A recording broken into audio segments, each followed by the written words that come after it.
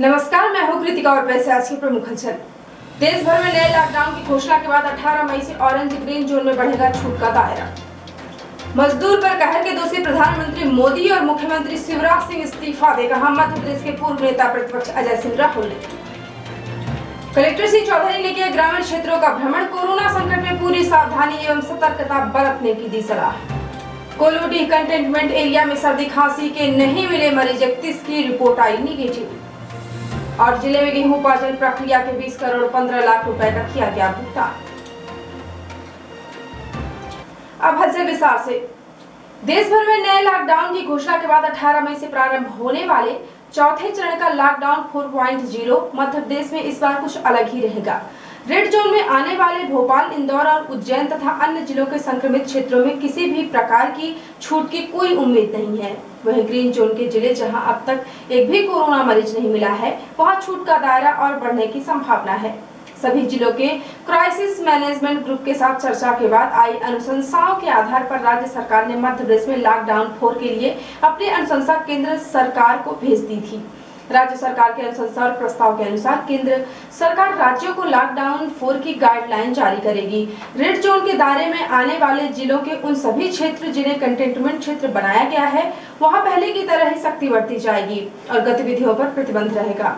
प्रदेश के सभी संक्रमित क्षेत्रों में मॉल, सिनेमा पर, धार्मिक जल से सामाजिक राजनीतिक आयोजनों पर पहले की तरह ही प्रतिबंध रहेगा। स्कूल कॉलेज भी फिलहाल बंद ही रहेंगे। ऐसे स्थान जहां भीड़ जुटने की संभावना रहती है, वहां धारा 144 लागू रहेगी। ग्रीन जोन में लोक परिवहन सीमित मात्रा में शुरू किया जा सकता है। यहाँ निजी ऑफिस 30% अमले के साथ खुलेंगे। ऑरेंज जोन के गैर संक्रमित क्षेत्रों में भी गतिविधियां सामान्य रूप से संचालित होंगी। ग्रीन और ऑरेंज जोन में लोक परिवहन भी सोशल डिस्टेंसिंग का पालन करते हुए प्रारंभ किया जा सकता है। ग्रीन और ऑरेंज जोन के गैर संक्रमित क्षेत्रों में निजी वाहनों को चलाने की अनुमति दी जाएगी, लेकिन मोटरसाइकिल पर एक व्यक्ति और कार में केवल 2 व्यक्ति ही सफर कर सकेंगे। बड़े शॉपिंग मॉल, बाजार, भीड़ वाले बाजार सभी स्थानों पर फिलहाल बंद ही रहेंगे। छोटी दुकानें, छोटे मार्केट सोशल डिस्टेंसिंग का पालन करते हुए खोले जाने की अनुमति दी जा सकती है। मध्य प्रदेश के पूर्व नेता प्रतिपक्ष अजय सिंह राहुल ने एक विज्ञप्ति जारी करके कहा कि कोरोना महामारी के बाद मजदूरों पर जो कहर बरपा है, उसके बाद प्रधानमंत्री नरेंद्र मोदी और मध्य प्रदेश के मुख्यमंत्री शिवराज सिंह चौहान को इस्तीफा दे देना चाहिए। श्री सिंह ने कहा कि आजादी के बाद हुए इस सबसे बड़े पलायन के बाद यह साफ हो गया है कि सिर्फ लॉकडाउन लगाकर प्रधानमंत्री ने अपने कर्तव्यों की इतिश्री कर ली। वे इस संकट से उपजी स्थितियों को संभालने में पूरी तरह विफल रहे। श्री सिंह ने कहा कि सबसे शर्मनाक उनके रेल मंत्री पीयूष गोयल का बयान है, जिन्होंने बेशर्मी के साथ कहा कि इस देश में कोरोना संकट के दौरान कोई मजदूर भूखा नहीं रहा। पीयूष गोयल पर झूठ बोलने का मुकदमा दर्ज हो, राष्ट्रपति इन्हें बर्खास्त करें। पूर्व नेता प्रतिपक्ष श्री अजय सिंह ने कहा कि रेल मंत्री श्री पीयूष गोयल पर उनके शर्मनाक बयान की लॉकडाउन के दौरान देश का कोई मजदूर भूखा नहीं रहा पर मुकदमा दर्ज होना चाहिए और राष्ट्रपति को तत्काल उन्हें केंद्रीय मंत्रिमंडल से बर्खास्त कर देना चाहिए। पूर्व नेता प्रतिपक्ष ने कहा कि मजदूरों को राहत देना तो दूर, केंद्रीय रेल मंत्री ने झूठ बोलकर कि देश का मजदूर भूखा नहीं रहा, यह बताया कि मोदी सरकार की कमजोर वर्ग और मजदूरों के प्रति क्या सोच है। देश के अमीरों का अरबों रुपया माफ करने वाले मोदी जी ने लॉकडाउन के दौरान मजदूरों सहित पूरे देश को अपने हाल पर छोड़ दिया है। उन्होंने कहा कि लॉकडाउन के बाद पूरा देश तो प्रधानमंत्री ने बंद कर दिया, लोगों से कहा जो जहां है वो वहीं रहे, लेकिन इस फैसले के बाद प्रधानमंत्री होने के नाते उन्हें रोज कमाने खाने वाले मजदूरों की चिंता करनी थी, उन्होंने नजरअंदाज कर दिया। मजदूरों के सब्र का आलम पहले लॉकडाउन के बाद टूटा, जब उनके पास खाने और बच्चों को पालने के सारे साधन खत्म हो गए। अपने आप को विकास पुरुष कहने वाले मोदी सिर्फ और सिर्फ देश को डराने का काम करते हैं। किसी भी शासक के लिए यह शर्मनाक है कि उसके देश का सबसे कमजोर तबका खाने, रहने और आने जाने के लिए मोहताज और मजबूर हो जाए। देश के करोड़ों मजदूर अपने घर जाने के लिए मोहताज हो गए तो उनका जज्बा देखिए कि वे मोदी को धता बताकर पैदल चल दिए। श्री सिंह ने कहा कि मध्य प्रदेश को 15 साल में बर्बाद करने वाले शिवराज सिंह चौहान सिर्फ टीवी पर दिखने का अभियान छेड़ रहे हैं और प्रदेश का मजदूर सड़कों पर, रेल की पटरियों पर कटता मरता रहा। पूर्व नेता प्रतिपक्ष श्री अजय सिंह ने कहा कि मजदूरों की मौत और उन्हें भूखे होने के लिए मजबूर करने वाले देश के प्रधानमंत्री और मध्य प्रदेश के मुख्यमंत्री को तत्काल अपने पद से इस्तीफा दे देना चाहिए।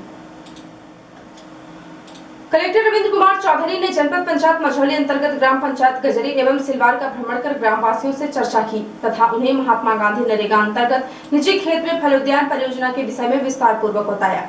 कलेक्टर श्री चौधरी ने कहा कि आज पूरा देश कोरोना महामारी के संकट का डटकर मुकाबला कर रहा है। कई जगहों में रोजगार के अवसर बंद हो गए हैं तो बड़ी संख्या में श्रमिक अपने घरों पर वापस आ रहे हैं। उन्हें भी गांव में ही रोजगार की आवश्यकता होती है। कलेक्टर श्री चौधरी ने कहा कि निजी खेत में फलोद्यान परियोजना उद्यानिकों को लाभ का धंधा बनाने का अवसर प्रदान करता है। इस परियोजना में कृषकों को 3 वर्ष तक महात्मा गांधी नरेगा योजना के माध्यम से मजदूरी एवं सामग्री का भुगतान किया जाएगा, जो उनकी आजीविका का साधन बनेगा। 3 वर्ष उपरांत कृषकों को फलों के उत्पादन से लाभ प्राप्त होने लगेगा और वह उन्हें आर्थिक रूप से सशक्त बनाएगा। कलेक्टर श्री चौधरी ने उपस्थित कृषकों को योजना का लाभ लेने के लिए प्रोत्साहित किया। उन्होंने अपने प्रशासनिक अनुभवों को साझा करते हुए कृषकों को मालवा क्षेत्र के कृषकों के विषय में बताया कि वो किस प्रकार उद्यान की फसलों को अपनाकर लाभ अर्जित कर रहे हैं। उन्होंने बताया कि उद्यमशीलता से कोई भी लक्ष्य प्राप्त किया जा सकता है। सरकार की इस योजना का लाभ लेने का यह एकदम सही समय है। कृषक अपने खेतों में ही काम करके अपने भविष्य को संवार सकते हैं और उद्यान की फसलों से लाभ कमा सकते हैं। कलेक्टर श्री चौधरी ने बताया कि कम उपजाऊ जमीन पर भी उद्यान की फसलों से अच्छा लाभ कमाया जा सकता है। कलेक्टर श्री चौधरी ने कहा कि इस परियोजना के अंतर्गत अनुसूचित जाति, अनुसूचित जनजाति, घुमंतु जनजाति एवं अन्य बीपीएल परिवार, ऐसे परिवार जिनकी मुखिया महिला या विकलांग हो, भूमि सुधार के लाभार्थी परिवार, इंदिरा आवास योजना के हितग्राही, लघु एवं सीमांत कृषकों को लिया जा सकता है। ऐसे खेतों का चयन किया जाना है जो खेती के लिए उपयुक्त नहीं है तथा सिंचाई के लिए पानी की उपलब्धता है। उन्होंने बताया कि कपिल धारा को खेत, तालाब आदि की व्यवस्था महात्मा गांधी नरेगा से की जा सकेगी। यह परियोजना 3 वर्षों के लिए होगी, जिसमें प्रथम वर्ष में 317 दिवस, द्वितीय वर्ष में 159 दिवस तथा तृतीय वर्ष में 92 दिवस मानव दिवस तक की मजदूरी का प्रावधान किया गया है। 1 एकड़ में लगभग 400 तक कलमी फलदार पौधे लगाए जा सकेंगे। नरेगा सामग्री मद में प्रथम वर्ष 33,296 रुपए, द्वितीय वर्ष में 16,739 रुपए तथा तृतीय वर्ष में 13,469 रुपए का प्रावधान किया गया है। इस अवसर पर उपस्थित उद्यानिकी विभाग के अधिकारी ने बताया कि फलदार वृक्षों का उत्पादन प्राप्त करने के पूर्व बचे हुए स्थान पर मिर्च, अदरक, हल्दी एवं आलू का उत्पादन कर लाखों का लाभ प्राप्त किया जा सकता है। उन्होंने बताया कि उत्पादन की बिक्री के लिए उद्यानिकी विभाग द्वारा आवश्यक सहयोग प्रदान किया जाएगा। ग्रामवासियों में उक्त योजना को लेकर उत्साह दिखा है। कलेक्टर श्री चौधरी ने ग्रामवासियों को कोरोना वायरस से बचाव के लिए पूरी सतर्कता एवं सावधानी रखने के लिए कहा है। उन्होंने कहा कि कोरोना वायरस के संक्रमण से रोकथाम एवं बचाव के लिए वे अपने घरों पर ही रहें, केवल आवश्यक होने पर ही घर से बाहर निकलें तथा इस दौरान भी विशेष सतर्कता और सावधानी रखें। घर से निकलने पर मास्क अनिवार्य रूप से लगाकर रखें। नियमित अंतराल में अपने हाथ को साबुन से धोते रहें। उन्होंने कहा कि गांव के जो व्यक्ति श्रमिक बाहर से आ रहे हैं वे 14 दिनों तक अपने घरों में रहें, किसी से भी मिले नहीं और शारीरिक दूरी बनाकर रखें। कलेक्टर श्री चौधरी ने कहा कि कोविड-19 के लक्षणों का खुलासा न करना आपके और आपके परिवार के लिए खतरनाक साबित हो सकता है। ऐसे व्यक्ति जिन्हें सर्दी, खांसी, बुखार, सांस लेने में तकलीफ हो, इसकी जानकारी तत्काल जिला स्तरीय कंट्रोल रूम नंबर 07822 297521 या 07822 250123 पर उपलब्ध कराएं। उन्होंने कहा कि सभी की सक्रिय सहभागिता से जिले में कोरोना संक्रमण को फैलने से रोका जा सकता है। सभी शासन प्रशासन द्वारा जारी निर्देशों का पालन करें, स्वयं सुरक्षित रहें और अन्य लोगों को भी सुरक्षित रखें। भ्रमण के दौरान मुख्य कार्यपालन अधिकारी जिला पंचायत वी सिंह, उपखंड अधिकारी मझौली ए के सिंह, कार्यपालन यंत्री ग्रामीण यांत्रिकी सेवा हिमांशु तिवारी, मुख्य कार्यपालन अधिकारी जनपद पंचायत डॉक्टर ब्रजनेश तिवारी सहित संबंधित विभागों के अधिकारी उपस्थित रहे। मुख्य चिकित्सा एवं स्वास्थ्य अधिकारी डॉक्टर RL वर्मा के द्वारा जानकारी देकर बताया गया कि लोक स्वास्थ्य एवं परिवार कल्याण विभाग ने कोरोना संक्रमण काल में बुजुर्गों का ख्याल रखने के संबंध में एडवाइजरी जारी की है। एडवाइजरी के अनुसार परिवार के बुजुर्गों को घर से बाहर न ले जाएं और घर पर ही उनसे मिलने कोई न आए। बुजुर्ग व्यक्ति किसी भी सार्वजनिक स्थल, धार्मिक स्थल या भीड़ भाड़ वाली जगह या आयोजन में न जाएं। घर के अंदर चलते फिरते रहें और सक्रिय बने रहें। हल्का योग करें। बार-बार साबुन और पानी से 20 सेकंड तक अच्छी तरह से रगड़-रगड़ हाथों को धोएं, खास तौर पर भोजन करने से पहले और सांस के बाद, और सभी के द्वारा इस्तेमाल होने वाले सतहों को छूने के बाद बुजुर्ग अपने नियमित उपयोग का चश्मा आदि को नियमित रूप से साफ करें। घर का बना ताजा पौष्टिक भोजन खाएं, पर्याप्त पानी पिएं। यदि बुजुर्ग नियमित रूप से कोई दवा लेते हैं तो उसे लेते रहें। खांसते और छींकते समय रुमाल या टिश्यू पेपर का उपयोग करें। नियमित रूप से अपनी स्वास्थ्य जांच करवाते रहें और अपने चिकित्सक से फोन पर परामर्श लेते रहें। सर्दी, जुकाम, बुखार, सांस लेने में तकलीफ या अन्य कोई भी गंभीर लक्षण होने पर फौरन चिकित्सक से परामर्श लें।